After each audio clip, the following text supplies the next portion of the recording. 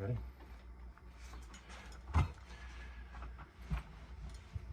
And we're rolling in 3, 2, 1. And welcome back to another show here on 92.3 WOND. Actually, you know what? We're going to retake that, Stu. Cut this one out. We're rolling in 3, 2, 1. And welcome back to another week here on the Big Man's Report Live. I am your host, Blake Roselle. I hope you guys are all having a fantastic week. I apologize. Last week I wasn't able to be in the studio, but I hope you enjoyed my special edition throwback episode that I had on there with John Crispin, ESPN College Basketball Analysis, Big Ten. It was a great show that we did back in, I want to say, the end of May. So I hope you guys enjoyed that. Actually, if you missed it, I know a lot of you may have not been able to hear that show or covered that show, but it was a great hour with my man John, and I was happy we got to replay it last week. So if you all tuned in, thank you for tuning in. But this week, I have a great guest on. You know me, I love bringing on all different types of careers, people who are, in acting and in sports, athletics. But one thing I always find very appealing, and I've always loved it growing up as a kid, and I still love it, is the world of comedy. I came across this gentleman a few months back prior. We connected online, and we were able to discuss some things about what he does in his career. Actually, we know a lot of the same people in the comedy world, acting world, social media, influencer, whatever you want to call it.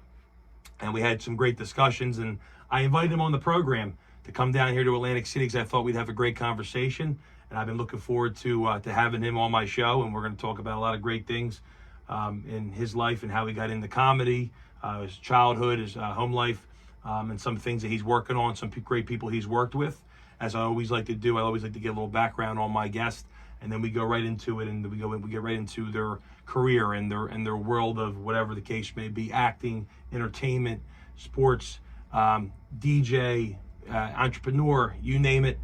We like to cover it all. So without further ado, I'd like to introduce my main man, known as Chopz Comedy on the stage, but Joseph Lombardo, as many of his close friends and family may know him, but you probably know him as Chopz Comedy if you've seen him on Instagram. Chopz or Joe? What are we saying this show? Man, what am I calling? Chopz. We're gonna stick with stay on brand, So thanks for coming on the show this evening. I appreciate it, and I'm looking forward to a good conversation with you. Thanks for making the trip down. Absolutely. Thanks for having me. I really appreciate it. Anytime. So we actually have some similarities. We know some of the same people, and talk a little bit about our dear friend, little Mo Mozzarella up there in New York doing his thing. How you doing? Funny story about Mo. I think I told you off the camera about how when I had him on my program last summer, he came right into the station, and without any hesitation, I may have known him personally for about 5 minutes, and he walks in, and I think my producer Stu, who you met downstairs, and he goes, "How you doing? What do you want to do?" Like screams it. I got heads turning in offices. I'm like, "What's going on?" Everyone's thinking, "What's going on down here?" And I'm just turning my head and I'm laughing. But no, it was about hysterical. right, I think it's a trademark, like it wouldn't be him if he didn't do it, That's him, the authenticity. It's him. It absolutely is. He's a big personality, so he likes to let everybody know he's in the room when he gets there. Likes to make his presence known, right? Definitely. 100%. So a little bit about you. You grew up in New York? I did. I grew up in Queens. Queens, New York? Village. Okay. What was it like growing up in Queens as a young kid? It was the best. It was, I'm a little old school. So, we grew up in the age where we didn't have to worry about cell phones and everything like that. You wanted to hang out, you had to get to the park or go to the schoolyard. That was it. You don't go to those spots, you miss everything. Right. That's how that worked, I love the old school approach. I mean, I always harp that. I always say that. I look at nowadays. I'm like, man, I've taught for many years, and I always look at the kids like they're glued to their cell phones, and it's just like, man. I did have, when I was real young, I did have like the first cell phone, but it's nothing like what it's like nowadays. Yeah. Like listen, you have your benefits with social media. You have your benefits with all the apps, as you call them, and you can do anything on the phone. It could be your business. It could be your life. But some of these kids take it to like another level. Oh yeah, listen, but that's the world we live in. you know, every generation has its moment, right? You know, even when we were growing up, you know, maybe we were listening to rap music. Oh, like, oh, why are you listening to that? You know, even today, like the music, like, it's not real rap. But guess what? It is for them. Yeah. You know, we don't look at it, but you can't live in the past. You know, the future is coming, whether you like it or not. And it's either get on board or get left behind. That's how I look at it. So, you know, being able to adapt to change and, you know, understanding that everybody has their time. And it's their time right now. And this is what it is. You know, I feel like we grew up in a better time, obviously, because, you know, social interaction was the best. You know, we used to hang out at the park on a normal night, 50 people. Yeah. Right? That's what was just a regular night. Weekends when there was parties, keg parties, blue whales, there's like 150 people. It was insane. It was like a concert. That's just our regular Saturday night. And it's, you know, growing up like that, you know, you see the way these kids growing up now, you know, like even my kids, they have a ton of friends, but it's online. You know, they don't go, it's technically the same but different, right? They all go meet up on one place. You know, if they're playing PlayStation, they go into a chat room together. So they're all meeting up in one place, and they're all still doing the same things we're doing, just in a different way. You know? Yeah, it's just like their way of their connection. Where we're used to the more face-to-face connection. I mean, I remember playing the game called Kick the Can neighborhood. One of our neighbors, one of the fathers would run a big game every till it got dark, till 10 o'clock at night. What about Manhunt? Yeah, oh my God, Manhunt was another one. Just running around the neighborhood, and that's when video games, at least for me, was like starting to emerge a little bit. But now it's just like you got like the you got the cell phones, you got like all this stuff on the computers that you play, keep in mind. But I just think it's like, you know, it's a different world. But like I said, it's also good too, like for like the business end of it. And if you're looking to drive businesses, you're looking to expand yourself, you're looking to advertise, you're looking to get connections with people. There's also the positive side of social media too. Yeah, right? I mean, listen, everything in life is a double-edged sword, right? There's good and there's bad in everything. You can't even deny that fact. You know, social media is great on so many different levels because audiences and people you could not normally reach, now you can. Now you have the opportunity to, where before, even, you know, like becoming, you know, a comedian, you would have to, you know, I mean, it's still kind of the same way. You have to grind. You know, you have to be out there. You got to be hitting clubs, hitting mics, being on stage. Yeah. But then at the end of the day, it's, you know, you see people with huge followings that's never been on stage before, but could go walk into any comedy club they want, you know? Yeah. So.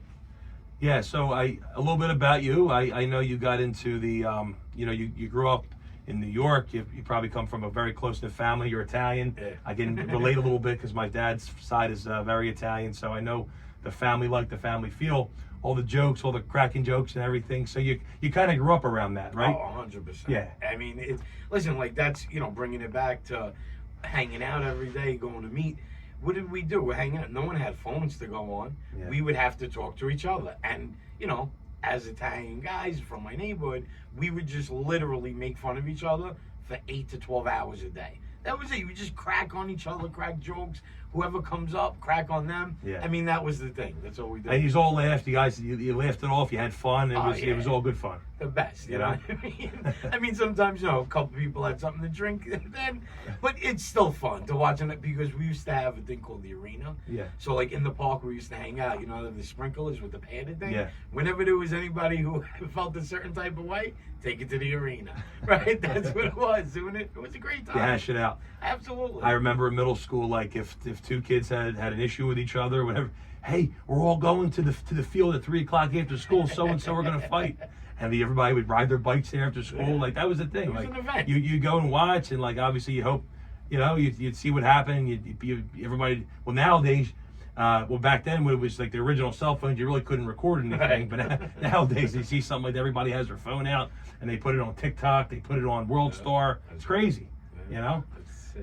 Listen, you know, it's funny too because you mentioned that because a lot of people still to this day, like, you know, you'll hear, oh, that guy's a rat, this guy's a rat. I'm like, everybody in the world's a rat. Like, everyone at any given time can be a rat. All they do is pick up their phone, videotape you, and it's technically the rat.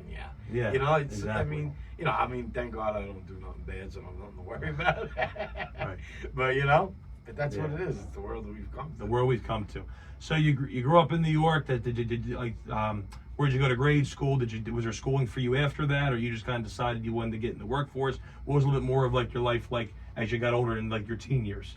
Yeah, so I went to school in Middle Village, Okay. like PS 128, 119. Then I went to Christ the King, and then after that, I went and took a summer job on Wall Street, and then that led into me getting my associate's degree. I became a stockbroker. Okay. So I was selling stock for a while. I was doing good on Wall Street. Then I got an opportunity to go to Florida and be almost like a floor manager at a firm in Florida. So I took that. I mean, Florida, Boca Raton.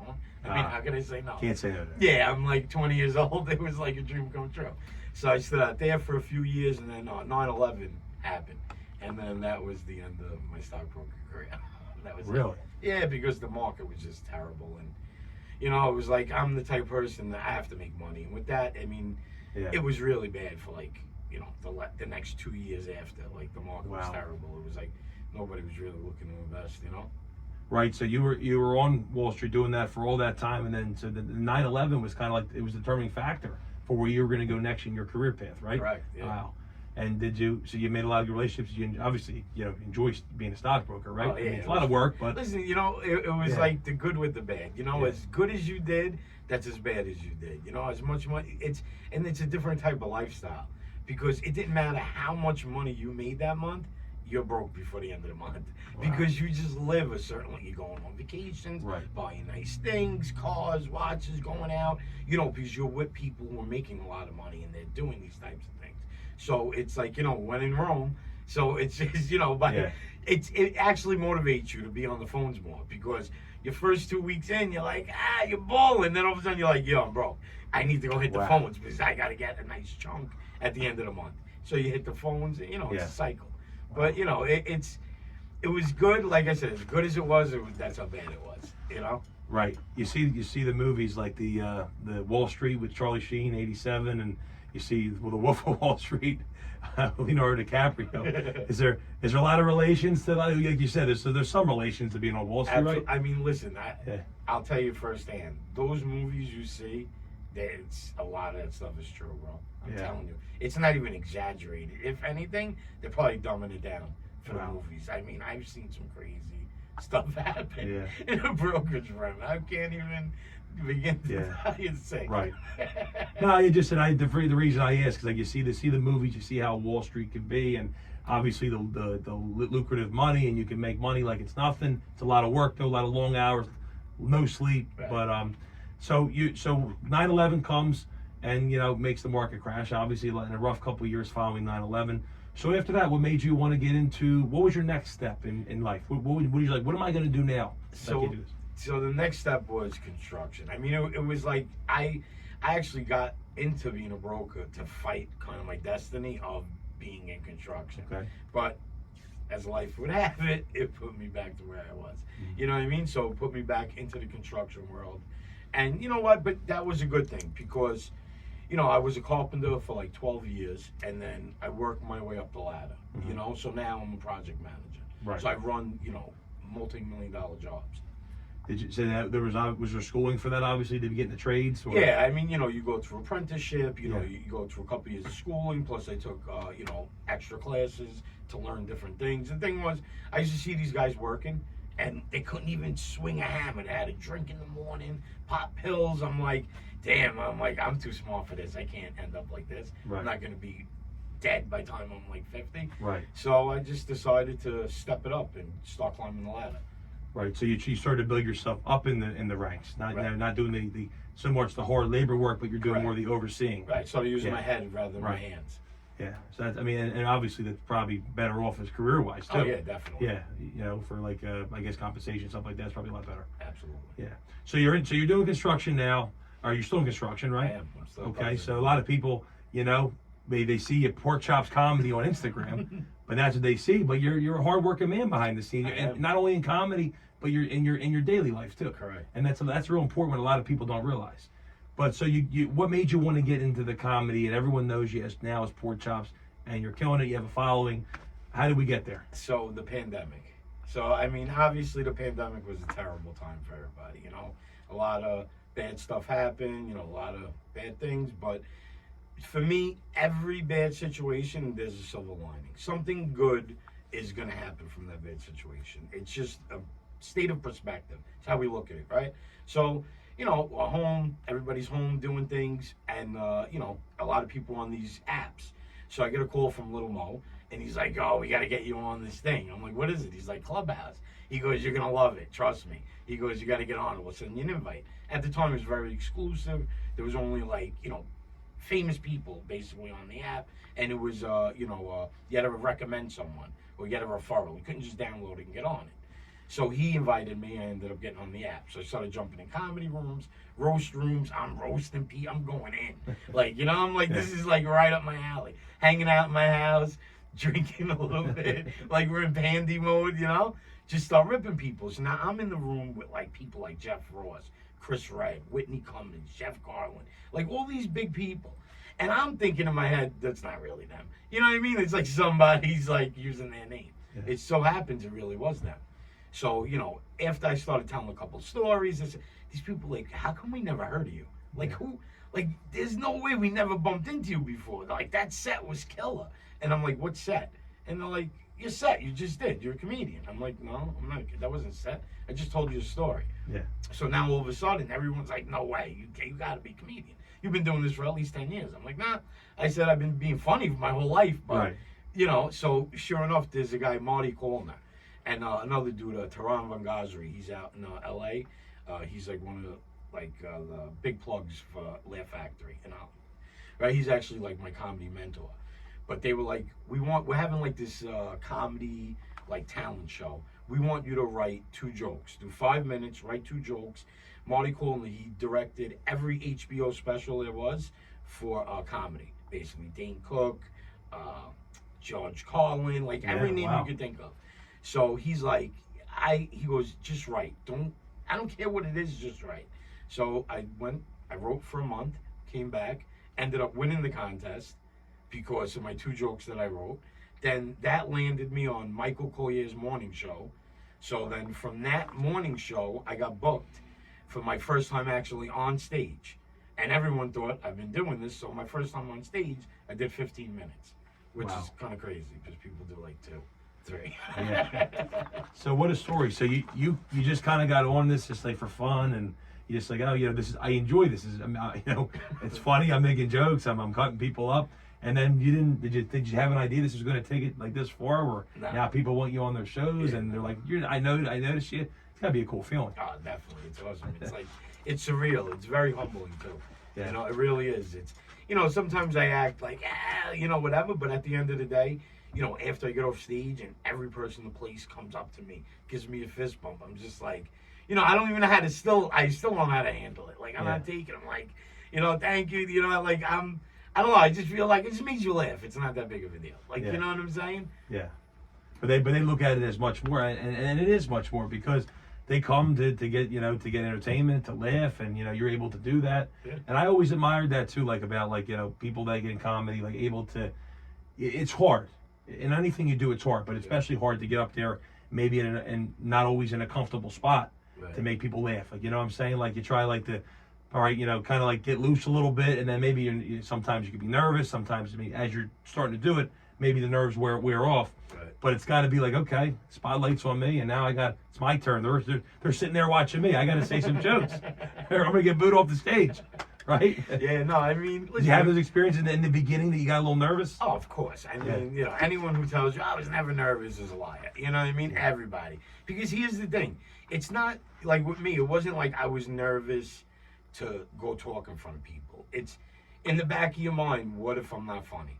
Right. Right? If you're up there and no one laughs, you're like, damn, like, what am I gonna, you know what I mean? How do you do that? You know, but the thing is, you know, when it's just basically for me, it's like finding common ground, right? It's like, here I am, this is who I am. It's like, you know, I kind of let you get to know me for the first couple of minutes. Right. So once you get to know me, and it's more me making them get loose. Mm-hmm. Right, and then once they're loose, then I could, you know, you understand who I am as a person. Now I could have some fun with you, and now we could really laugh and dive in, you know, and talk about some fun stuff. Yeah, and like too, and also I think like once you start making some jokes and you're up there doing your skit, doing your performance, like you ever feel like you just start to kind of things just start to roll now? Like Oh, yeah. first couple jokes, you got to get, like you said, you got to get people warmed up, and then you start saying some things, and then just one after another, you're like, all right, I'm on fire now. Yeah, and you start to laugh and enjoy yourself. 100%. Right? I mean, see, that's the thing with me. I have a very good time on stage.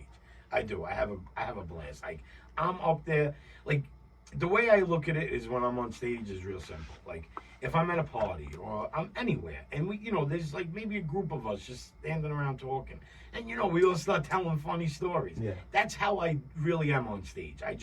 Everything's matter of fact, very conversational. I try to look everybody in their eye because I want you to be engaged with me and follow me with it. Like, I want it to be personal. I don't care if there's 2 people in the room or 2,000. It's to me, I try to make it as personal as possible. Right. Because it's, we're in this together. Let's have fun. And it's about gauging the crowd a little bit. And, I throw some feelers like, I always add up any married people. Like, I always ask married people. Yeah. Because it's always a two-way reaction. It's either like you'll hear woo or you hear yeah, like slow clapping, and it's like either one of those works great for me because now I can go either way with that. Yeah. So it's like it's like having the experience of when you're on stage.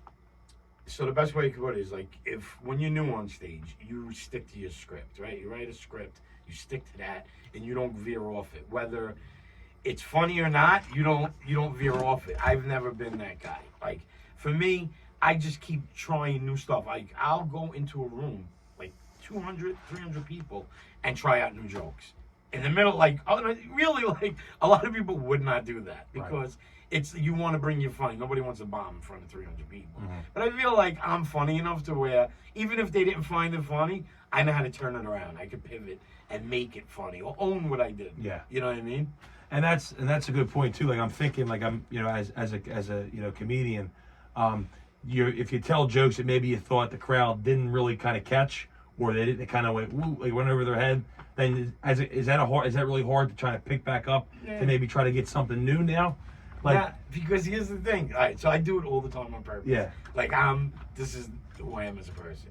So I was doing a show at Stand Up New York, and the crowd, it was Judy Gold was headlining. Okay. So the crowd demographic was middle-aged to older, so not even more, a little older than maybe from like 46, 50 to like 75 Jewish women. Wow. That was the demographic.